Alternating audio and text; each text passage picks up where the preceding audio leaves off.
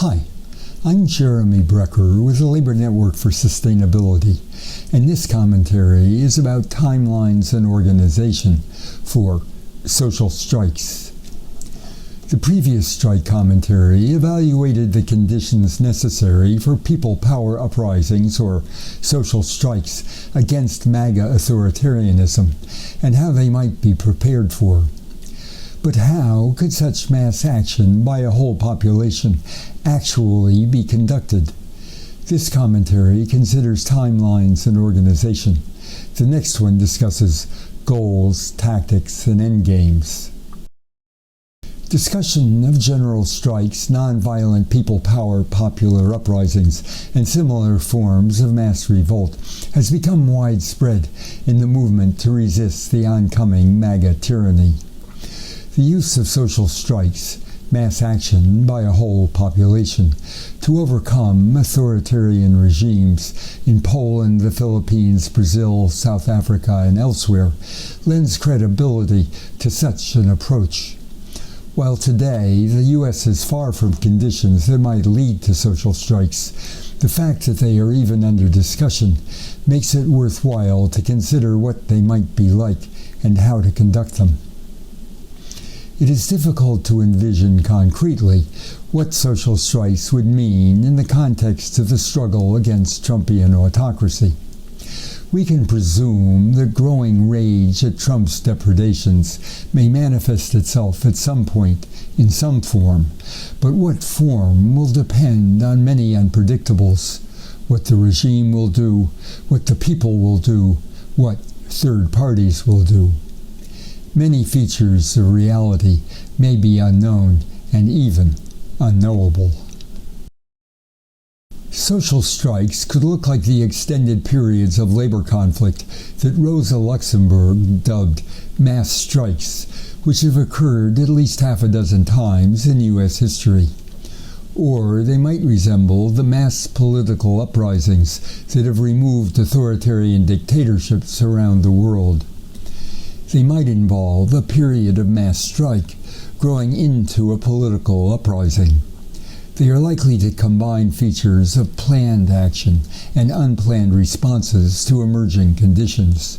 They are likely to exhibit both strategic and emotive behavior. By far the two largest outpourings of popular protest in recent decades in the U.S. were Occupy Wall Street and Black Lives Matter. Hardly anybody anticipated either of these movements, and the forms they took were very different from each other and from previous forms of action in the U.S. or indeed elsewhere in the world. In such a context of unpredictability, preconceived plans and assumptions can not only be wrong, they can be a disorganizing force. Any attempt to shape such events needs to start by recognizing their probable uniqueness. Social strikes express power that results from the fundamental dependence of ruling groups on those they rule, a reality emphasized by both Marx and Gandhi. Social strikes cause a problem for the owners and managers of the businesses and institutions that they shut down. They appeal to and mobilize a wide public by embodying its values and interests in opposition to the regime. They demonstrate that the authorities depend on the cooperation and acquiescence of those they rule, and that they are vulnerable to the non-cooperation of the population. These forms of efficacy can sometimes interfere with each other. For example, disorderly actions may frighten the authorities, but at the same time also frighten a large part of the population. Much of the art of social strikes lies in appealing to a wide public, while at the same time effectively confronting employers and the authorities. Vigilante violence, police and military attacks, abductions, persecutions, prosecutions, slanders, and similar tactics are part of the normal playbook of authoritarians in power. Social strikes in the MAGA era will surely be met by such repression. If people have the necessary courage, they can not only stand up to such repression, they can use political jujitsu to define it as proof of the authoritarian, anti-democratic character of those perpetrating it. Social self-defense against the creeping or galloping MAGA coup is most likely to succeed through a combination of electoral and social strike methods. The overcoming of authoritarian regimes in the Philippines, Serbia, and elsewhere, while accomplished under circumstances far different from those in the U.S. today, provide examples of how they can be combined. The detailed timelines of social strikes cannot be known in advance. They are likely to grow out of a gradual and not always visible buildup of harm and resentment at harm. This is already occurring. It could lead to a series of escalating struggles, possibly punctuated by defeats or concessions generating temporary acquiescence.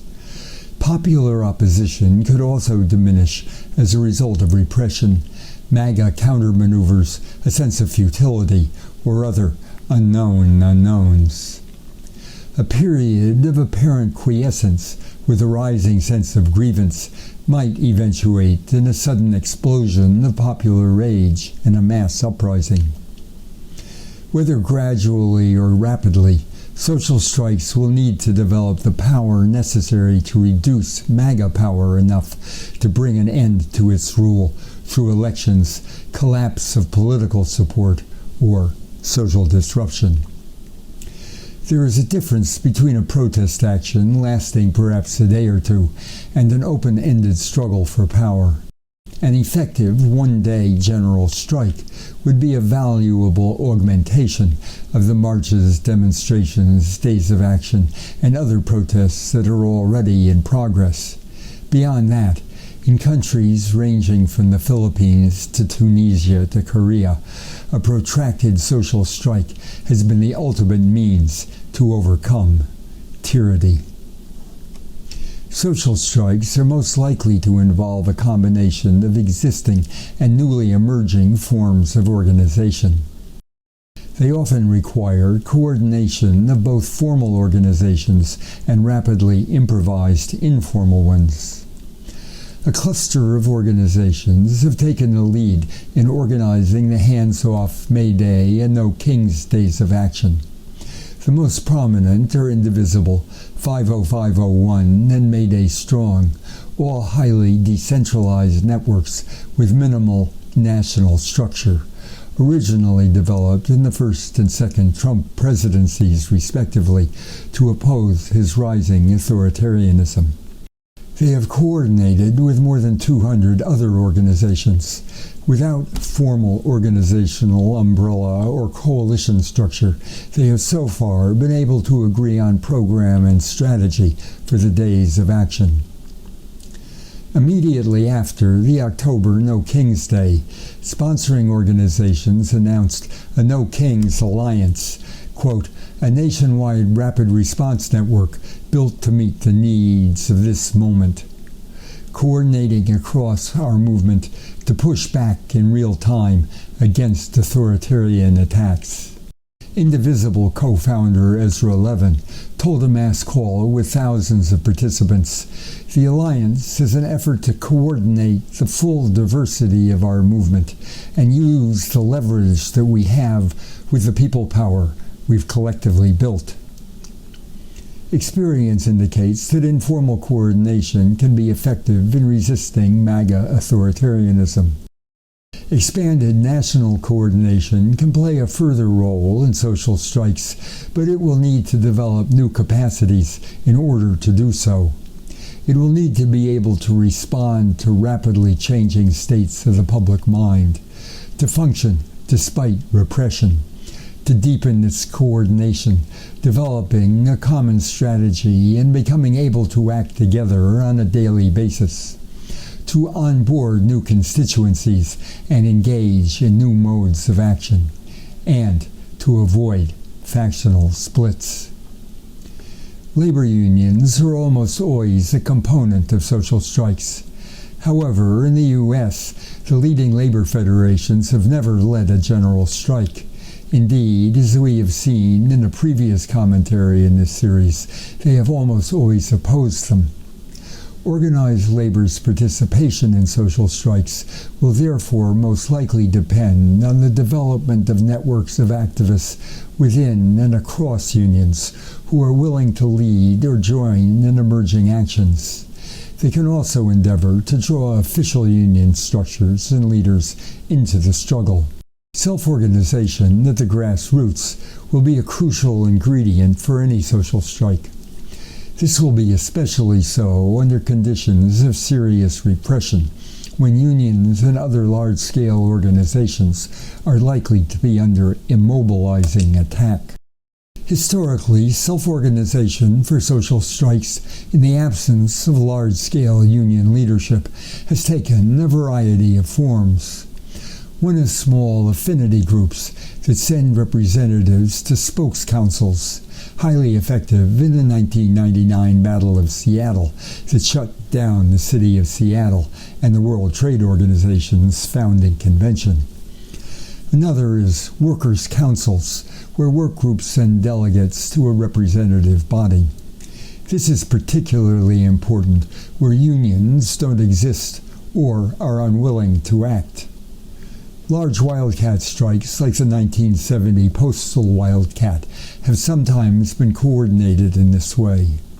A third is general assemblies, like those that played a central role in the Occupy Wall Street movement, open to anyone and generally moderated by trained facilitators. There are currently many potential seeds for such self-organization. Pro-democracy, anti-MAGA days of action have been organized in more than 2,700 locations.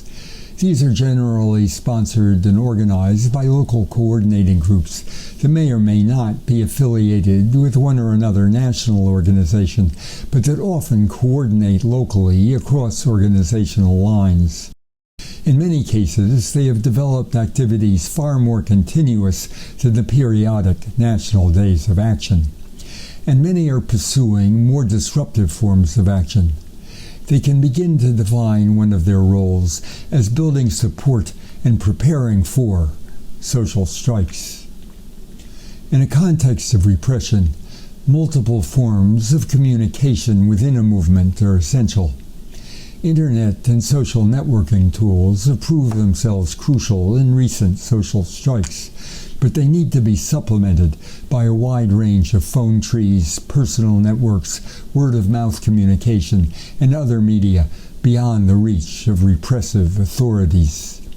Communication needs to perform two functions, each of which has its own requirements.